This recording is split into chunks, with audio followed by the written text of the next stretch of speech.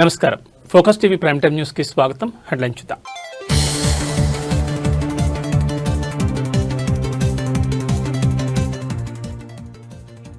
Startup కేంద్రంగా tea hub అధికారులకు CM Revanth ఆదేశం.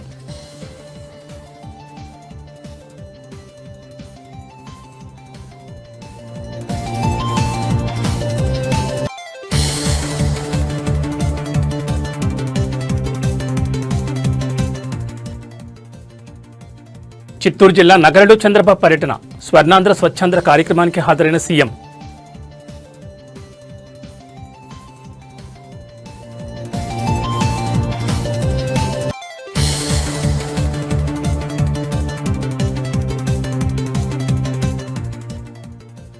బీఆర్ఎస్ కీలక నేతలతో మాజీ సీఎం కేసీఆర్ భేటీ. ఫోన్ ట్యాపింగ్, మున్సిపల్ ఎన్నికలపై కేటీఆర్, హరీష్తో చర్చ.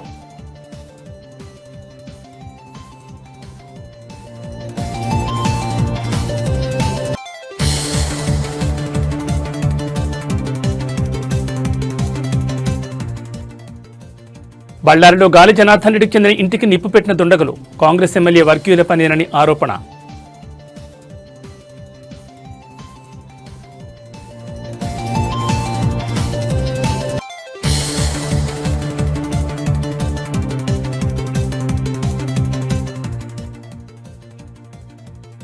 ఆకాశాన్ని అంటుతున్న పసిడి ధరలు. సామాన్యుడికి చుక్కలు చూపిస్తున్న బంగారం.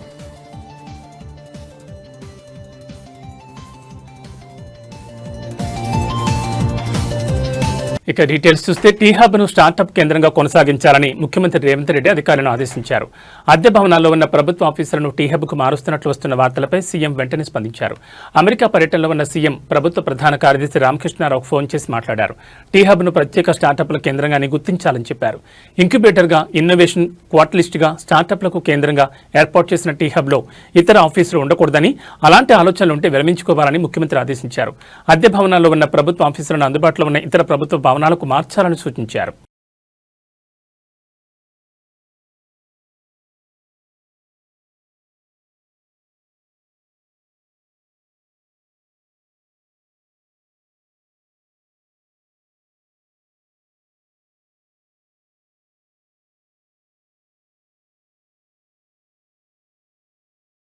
చిత్తూరు జిల్లాలో నగరికి సీఎం చంద్రబాబు నాయుడు చేరుకున్నారు. అక్కడ జరుగుతున్న స్వర్ణాంధ్ర స్వచ్ఛాంధ్ర కార్యక్రమానికి ఆయన హాజరయ్యారు. కార్యక్రమంలో భాగంగా ఏర్పాటు చేసిన ఎగ్జిబిషన్ ను సీఎం సందర్శించారు. తొలుత ఈ వేస్ట్ రీసైక్లింగ్ స్టాల్ ను సందర్శించారు. స్టాల్ వద్ద ఉన్న సంస్థ సిబ్బంది అందుకు సంబంధించిన వివరాలను సీఎం తెలిపారు. సీఎం మాట్లాడుతూ స్వచ్ఛ రథాల్లో ఈ వేస్ట్ సేకరణ కూడా స్థానం కల్పించాలని అధికారులకు సూచించారు. గ్రామీణ పట్టణ ప్రాంతాల్లో ఉన్న 47 యూఎల్పీల ద్వారా ఈ వేస్ట్ ప్రత్యేకంగా సేకరిస్తున్నట్లు అధికారులు సీఎం తెలిపారు. ప్లాస్టిక్ వేస్ట్ నుంచి ప్లాస్టిక్ ఇటుకలు తయారు చేసే యూనిట్ మైసూరులో ఉందని, దాన్ని ఏపీకి రావాల్సిందిగా కోరుతున్నామని అధికారులు చెప్పారు. తాము తయారు చేసే M60 గ్రేడ్ ఇటుకలు 2 కేజీల బరువు ఉంటాయని స్టాల్ సిబ్బంది సీఎంకు వివరించారు. 4 టన్నుల ప్లాస్టిక్ ఇటుకల తయారీ యూనిట్ నిర్వహణలో ఉందని పేర్కొన్నారు. అయితే అందుకు ఎన్ని టన్నుల ముడిసరుకు అవసరం పడుతుంది, పెద్ద ఎత్తున చేపట్టడానికి ఎంత ఖర్చు అవుతుందని సిబ్బందిని సీఎం ప్రశ్నించారు. రోజుకు 4 టన్నుల ముడిసరుకుతో ఇటుకల ఉత్పత్తి చేయగలమని చెప్పారు. అందుకు స్పందించిన సీఎం తగిన ఏర్పాట్లు చేయాలని అధికారులకు సూచించారు. చిత్తూరులో పైలట్ ప్రాజెక్టు కింద ప్రారంభానికి సంస్థతో ఒప్పందం చేసుకున్నారు. అయితే ప్రాజెక్టు కార్బన్ ప్రింట్ ద్వారా వచ్చే ప్రయోజనాలకు మెప్మాలోని మహిళా బృందాలకు కంపెనీ అందిస్తుందని అధికారులు ఈ సందర్భంగా సీఎంకు తెలిపారు.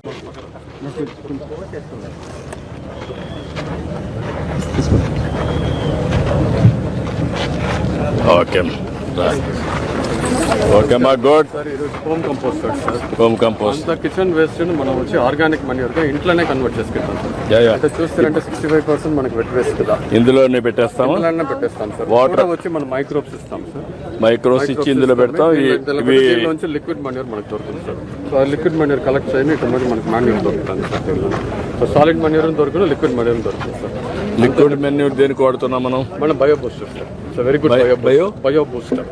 మన బూస్టర్ ఫర్ ప్లాంట్స్. అవును sir. Spray through drone you can spray. అంతేనా? Through drone or through hand spray but depending upon the capacity. Drones వచ్చేసి ఇప్పుడు డ్రోన్స్ లోనే చేస్తాం సార్. కంఫర్టబుల్ చేస్తాం సార్. దీనిలో నిండుగా కెపాసిటీస్ ఉంది సార్. చూస్తారంటే చిన్న హోమ్ కంపోస్టర్స్ నుంచి బల్క్ వరకు ఉంది సార్.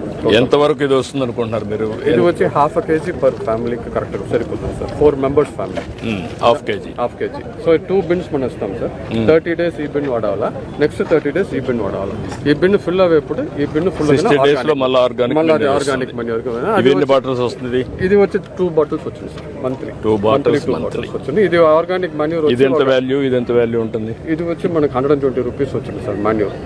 Almost 5 to 6 kg. ఇది వచ్చి 40 rupees per liter, almost 80 rupees, 200 rupees value వచ్చింది సార్. 200 rupees వస్తుంది. Okay, that's good. Economics work out చేయండి. Thank you sir. రండి రండి రండి. మనసులో గ్రేడియన్ కుప్పం ఉంటాయి సార్ ఇవన్నీ కూడా. ఇట్లా పట్టుకో.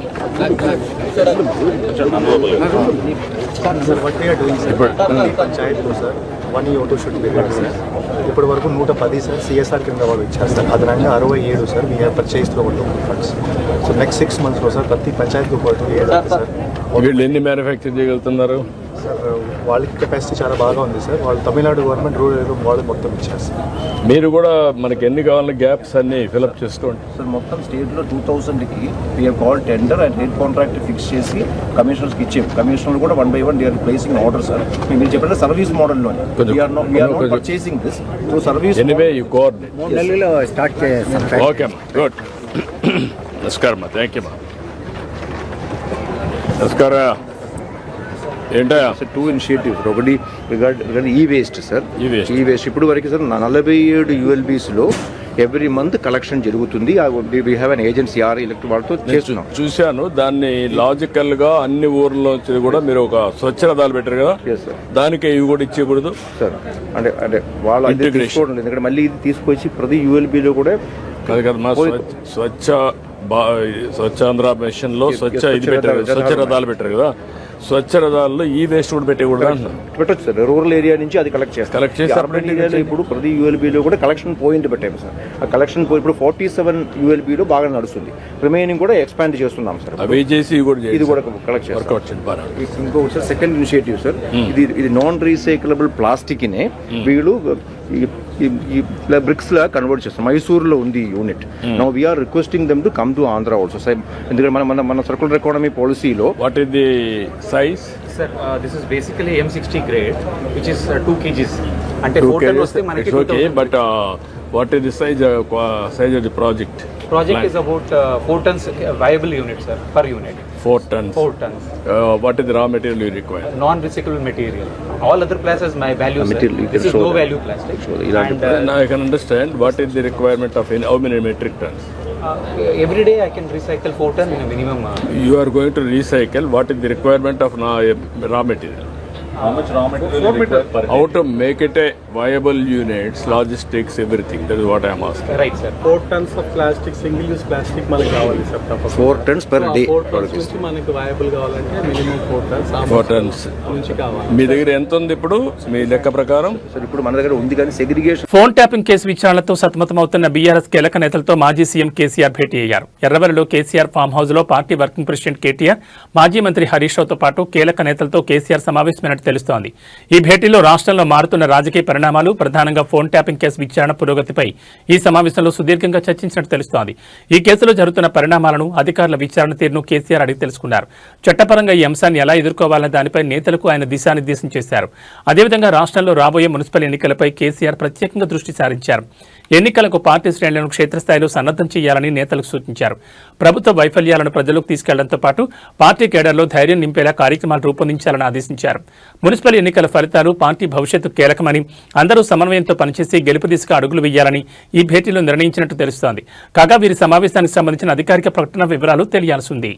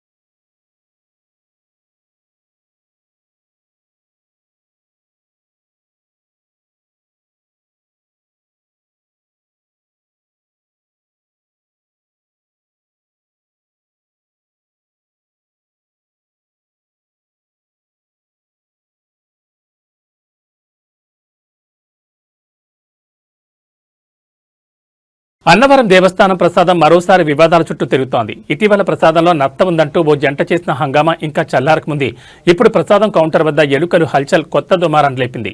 ఇటీవల అన్నవరం హైవేపై ఏర్పాటు చేసిన ప్రసాదం కౌంటర్లో ప్రసాదం బుట్టల మధ్య ఎలుకలు పరుగులు తీస్తూ తిరుగుతున్న దృశ్యాలు కనిపించాయి. వాటిని వీడియోగా తీసిన ఓ భక్తులు సోషల్ మీడియాలో పోస్ట్ చేయడంతో విషయం క్షణాల్లో వైరల్ అయింది. ఇప్పటికే ప్రసాదం పరిశుభ్రతపై చర్చ జరుగుతున్న సమయంలో ఈ వీడియో రావడంతో భక్తుల్లో ఆందోళన మరింత పెరిగింది. ఈ ఘటనపై భక్తులు అక్కడే ఉన్న సిబ్బందిని ప్రశ్నించగా కొనాలంటే కొనండి లేకపోతే వెళ్లిపోండి అన్నట్లుగా నిర్లక్ష్యంగా స్పందించారన్న ఆరోపణలు వినిపిస్తున్నాయి. ఈ వ్యవహారం కాస్త దేవస్థానం అధికారుల దృష్టికి వెళ్లడంతో వారు సీరియస్ గా స్పందించారు. వెంటనే ఘటనపై అంతర్గత విచారణ చేపట్టిన అధికారులు పర్యవేక్షణ లోపం ఉందని తేల్చారు. బాధ్యతారహితంగా వ్యవహరించారని నిర్ధారించడంతో ఇద్దరు ఉద్యోగులను సస్పెండ్ చేస్తూ దేవస్థానం ఈవో ఉత్తర్వులు జారీ చేశారు. ఇకపై ఎలాంటి ఘటనలు పునరావృతం కాకుండా కఠిన చర్యలు తీసుకుంటామని అధికారులు భక్తులకు హామీ ఇచ్చారు.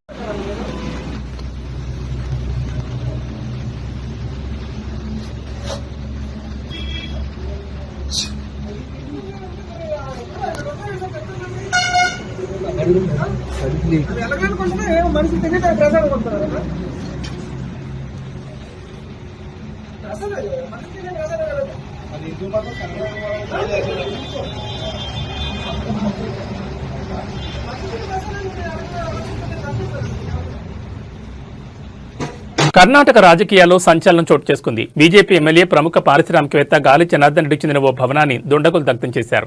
బళ్ళారి కంటోన్మెంట్ ప్రాంతంలో ఈ ఘటన జరిగింది. ప్రమాద సమయంలో ఆ ఇంట్లో ఎవరూ లేకపోవడంతో ప్రాణ నష్టం తప్పింది. ఈ ఘటన వెనుక కాంగ్రెస్ ఎమ్మెల్యే నారా భరత్రెడ్డి మద్దతుదారులు ఉన్నారని గాలి జనార్దన్ రెడ్డి సోదరుడు మాజీ ఎమ్మెల్యే గాలి సోమశేఖర్ రెడ్డి ఆరోపించారు. భవనంపై పెట్రోల్, డీజిల్ పోసి ఉద్దేశపూర్వకంగానే నిప్పిపెట్టారని ఆయన ఆరోపించారు.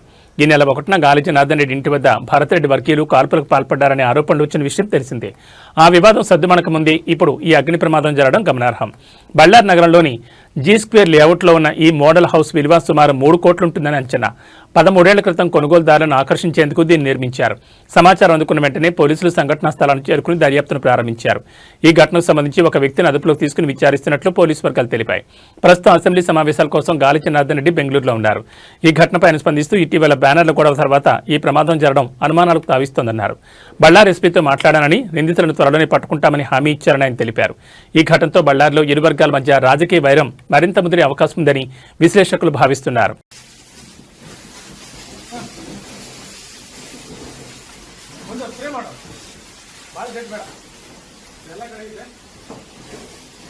ಇಲ್ಲಿ ತಲೆ ಮೇಲೆ ಐತೆ ನೋಡ್ರಿ ಜಾಸ್ತಿ ಲಾಸ್ಟ್ ನೋಡಿ ನೋಡಿ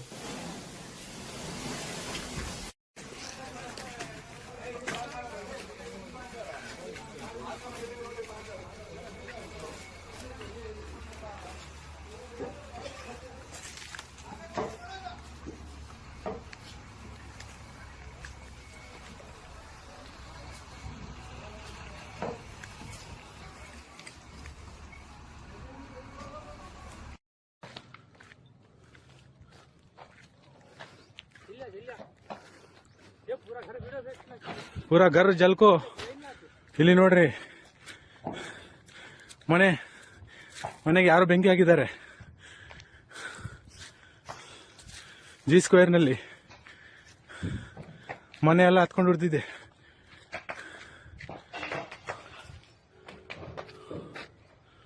ಏ ಒಂದು ವಿಷಯ ಫೈರ್ ಫೋನ್ करना.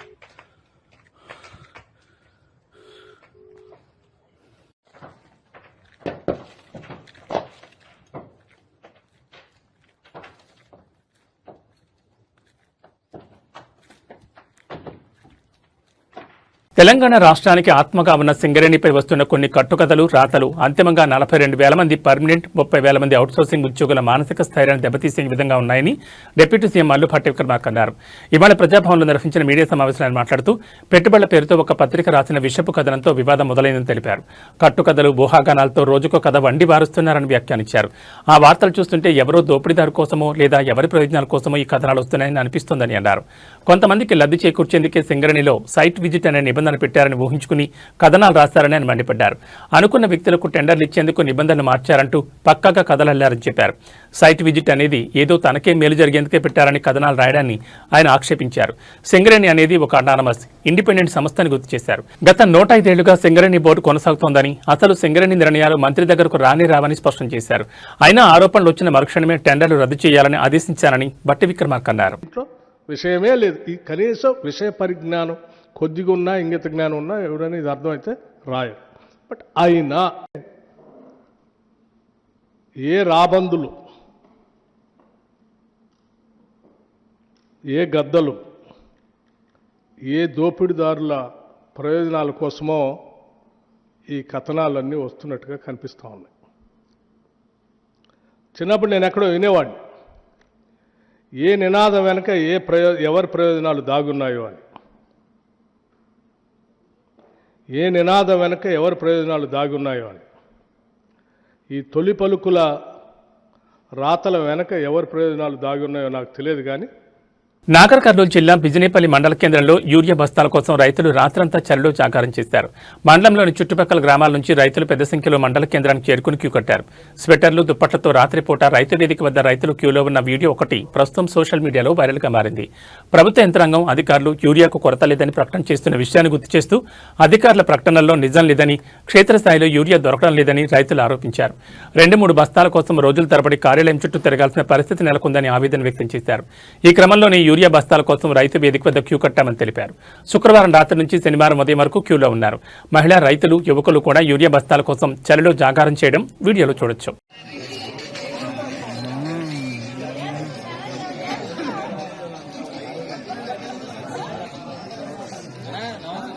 నమస్తే, కాలేజ్ చేయాలి.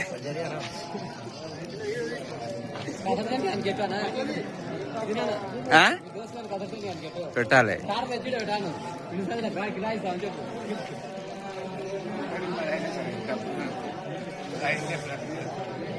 అమ్మా, మొత్తం ఓటవనాలే ఉన్నారు. అవగారు నాయనా.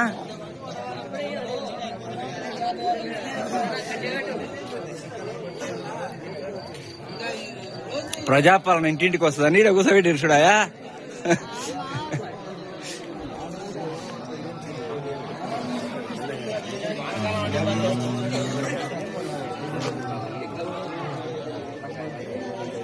ఖమ్మం జిల్లా సత్తపల్లి ఫారెస్ట్ రేంజ్ పరిధిలోని చౌడారం బీట్లో వన్యప్రాణుల గణన కార్యక్రమాన్ని అటవీశాఖ అధికారులు అత్యంత ప్రతిష్టాత్మకంగా చేపట్టారు. అటవీ ప్రాంతంలో వన్యప్రాణుల సంఖ్య, వాటి కదలికలను గుర్తించేందుకు ఈ గణన నిర్వహిస్తున్నారు. సత్తపల్లి ఫారెస్ట్ డివిజన్ అధికారిని మంజుల స్వయంగా క్షేత్రస్థాయిలో పర్యటించి చౌడారం బీట్ పరిధిలో జంతువుల గుణగణాలను లెక్కించారు. జంతువుల అడుగుజాడలు, విసర్జితాలు మరియు ఇతర ఆధారాలను బట్టి అడవిలో ఏ రకాల జంతువులు సంచరిస్తున్నాయి, వాటి సంఖ్య ఎంత అనే వివరాలను అధికారులు సేకరిస్తున్నారు. పర్యావరణ సమతుల్యతలో కీలకమైన వన్యప్రాణుల సంరక్షణ కోసం ఏటా ఈ గణన నిర్వహిస్తారు. సత్తుపల్లి అటవీ ప్రాంతంలో జీవ వైవిధ్యాన్ని అంచనా వేయడానికి ఇది ఎంతో దోహదపడుతుందని అధికారులు తెలిపారు. ఈ కార్యక్రమంలో ఫారెస్ట్ రేంజ్ అధికారులు, బీట్ ఆఫీసర్లు మరియు అటవీశాఖ సిబ్బంది పాల్గొన్నారు.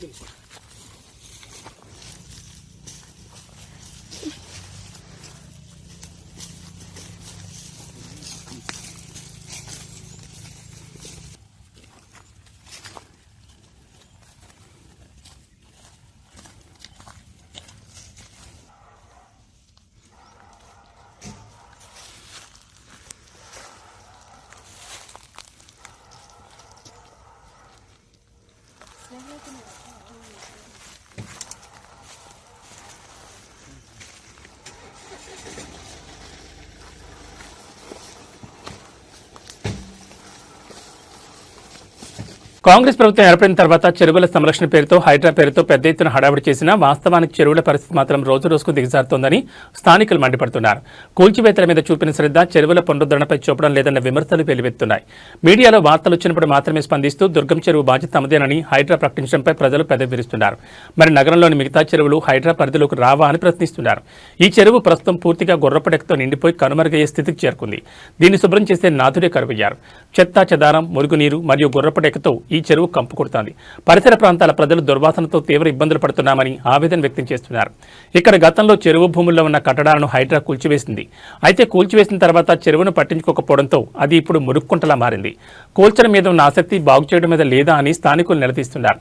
ఇక్కడ కూడా పరిస్థితి ఏమీ భిన్నంగా లేదు. గుర్రపడెక్కతో నిండిపోయి చెరువు ఉందో లేదో తెలియని స్థితిలో ఉంది. చెరువుల ఆక్రమణను తొలగించడమే కాదు, వాటిని కాలుష్యరహితంగా తీర్చిదిద్దడం కూడా ప్రభుత్వ బాధ్యత కాదా అని నగరవాసులు ప్రశ్నిస్తున్నారు. హైడ్రా చర్యలు కేవలం పబ్లిసిటీ స్టంట్గా మిగిలిపోకుండా తక్షణమే చెరువుల ప్రక్షాళన చేపట్టాలని డిమాండ్ చేస్తున్నారు.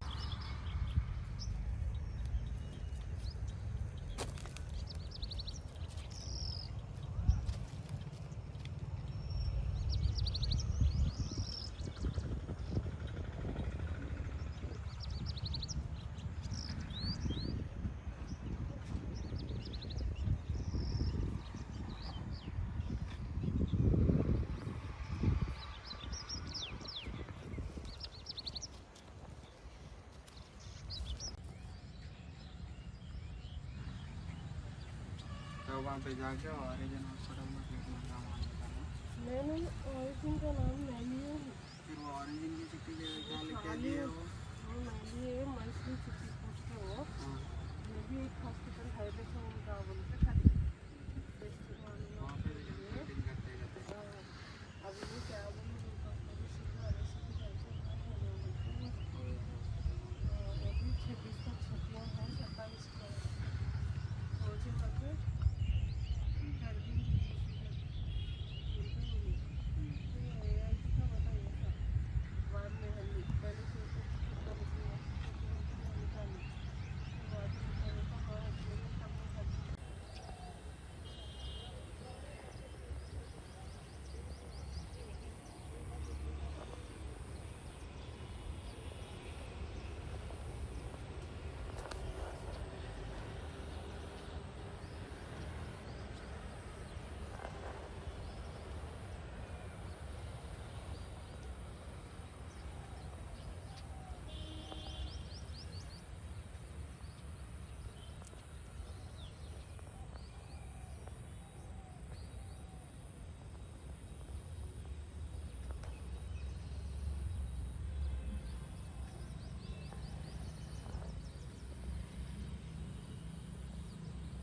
ప్రముఖ పుణ్యక్షేత్రం కొండగట్ట అంజన్న సన్నిధానం భక్తుల రద్దీతో కిక్కిరిసిపోయింది. ఇవాళ శనివారం కావడంతో పాటు రానున్న సమ్మక్క సారక్క జాతరను పురస్కరించుకుని భక్తులు ముందస్తుగా స్వామివారిని దర్శించుకునేందుకు పెద్ద సంఖ్యలో తరలివచ్చారు. మేడారం జాతర వెళ్లే ముందు అంజనను దర్శించుకోవడం ఆనవాయితీగా వస్తోంది. ఈ నేపథ్యంలో సుదూర ప్రాంతాల నుంచి భక్తులు వాహనాల్లో కొండగట్టుకు చేరుకున్నారు. ఇవాళ తెల్లవారుజాము నుంచి భక్తులు పవిత్ర కోనేరులో స్నానాలు ఆచరించి స్వామివారికి మొక్కులు చెల్లించుకున్నారు. ఆలయ క్యూలైన్లు, ధర్మగుండం మరియు ప్రసాద విక్రయశాలల వద్ద భక్తుల రద్దీ నెలకొంది.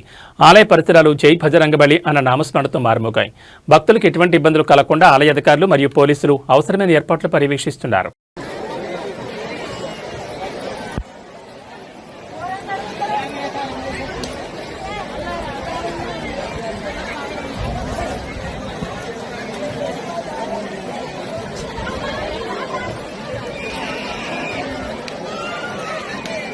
బంగారం, వెండి ధరలు రోజురోజుకు పెరుగుతూ కొనుగోలుదారులకు చుక్కలు చూపిస్తున్నాయి. ఊహించని రీతిలో పెరుగుతున్న ధరలు చూసి సామాన్యుడు భవిష్యత్తులో వాటిని కొనడమే కష్టమన్న ఆలోచనకు వస్తున్నాడు.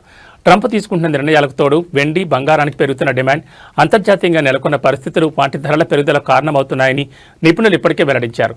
కొద్ది రోజుల్లో మోడం ముగిసి మళ్లీ పెళ్లిళ్ల సీజన్ ప్రారంభమవనుండగా తప్పనిసరి పరిస్థితుల్లో బంగారం కొనేందుకు అప్పులు చేయక తప్పడం లేదని కొందరు వాపోతున్నారు. తాజాగా బంగారం ధర మరోసారి పెరిగింది. 24 క్యారెట్ల బంగారం 10 గ్రాముల ధర ₹1,470 పెరిగి 1,58,620కి చేరింది. 22 క్యారెట్ల బంగారం 10 గ్రాముల ధర 1,350 పెరిగి 1,45,400కి చేరింది. 18 క్యారెట్ల బంగారం 10 గ్రాముల ధర 1,110 పెరిగి 1,18,970గా ఉంది. ఈ రోజు వెండి ధర కాస్త శాంతించింది. కిలో వెండిపై కేవలం ₹100 పెరిగింది. ప్రస్తుతం కేజీ వెండి ధర 3,60,100గా ఉంది. హైదరాబాద్ సహా తెలుగు రాష్ట్రాల్లోని ప్రధాన నగరాల్లో దాదాపు ఇవే ధరలు ఉండనున్నాయి. మున్ముందు పెళ్లిళ్లు, శుభకార్యాలు ఉన్నవారు బంగారం ఇప్పుడే కొనుగోలు చేయడం మంచిదని, భవిష్యత్తులో ధర మరింత పెరిగే అవకాశాలు బలంగా ఉన్నాయని నిపుణులు చెబుతున్నారు.